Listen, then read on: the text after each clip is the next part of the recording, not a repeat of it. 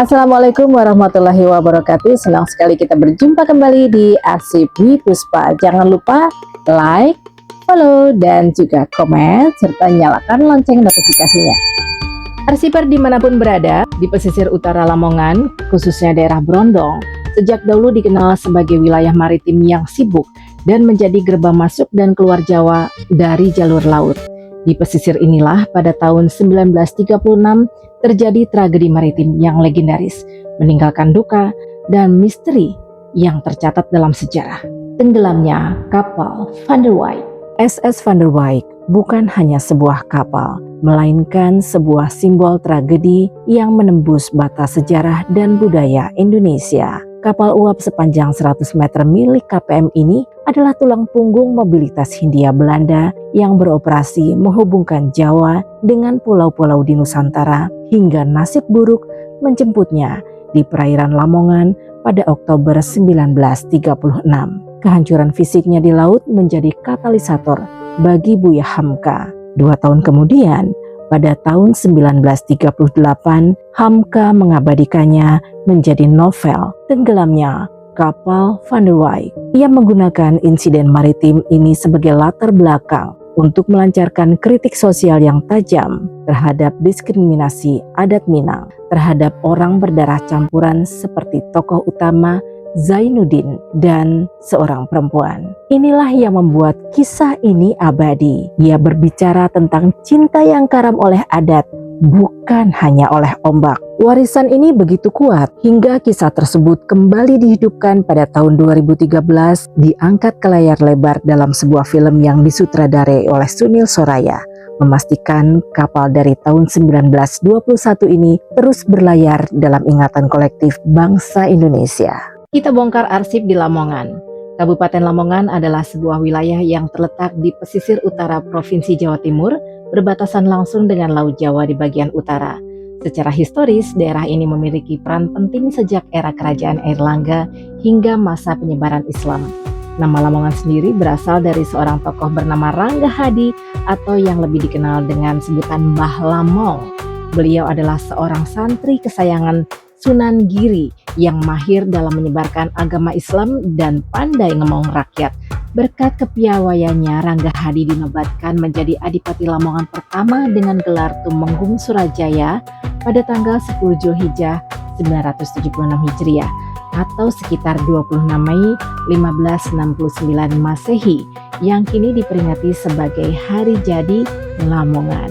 Kita menyelami kedalaman waktu tahun 1936, tahun di mana sebuah nama besar, sebuah kapal uap megah yang melambangkan kemewahan zaman kolonial, kapal Van der Wijk, tenggelam.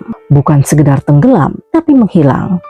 Hilang dari peta, hilang dari pandangan, hilang dari ingatan, dan menjadi legenda kelam yang membisik di antara nelayan. Sebuah tragedi yang merenggut nyawa dan meninggalkan luka abadi di perairan utara Jawa. Lebih dari 8 dekade, kapal itu diselimuti lumpur dan rahasia. Ia bersemayam di dasar Laut Jawa, tepatnya di perairan utara Brondong, Lamongan. Selama itu pula, lokasi itu dijuluki angker. Para nelayan setempat tahu, mereka menghormati kedalaman itu, takut akan kutukan, dan karena itulah sebuah mukjizat sejarah, bangkai kapal itu tetap terjaga dari tangan penjara. Namun misteri tidak pernah abadi. Pada Juni 2021, di bawah komando Tim Arkeolog Badan Pelestarian Cagar Budaya BPCB Jawa Timur dan berkat petunjuk berharga dari nelayan-nelayan tradisional Lamongan, secercah harapan mulai muncul.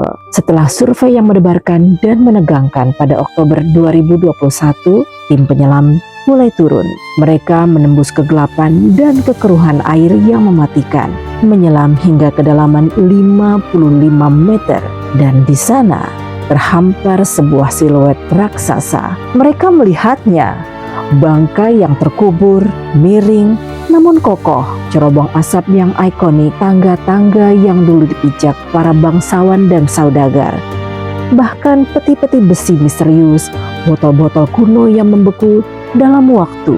Setiap detil, setiap sisa properti berteriak, "Aku adalah Van der Wijk." Bukti-bukti ini sangat kuat. Keyakinan tim arkeolog hampir 100%.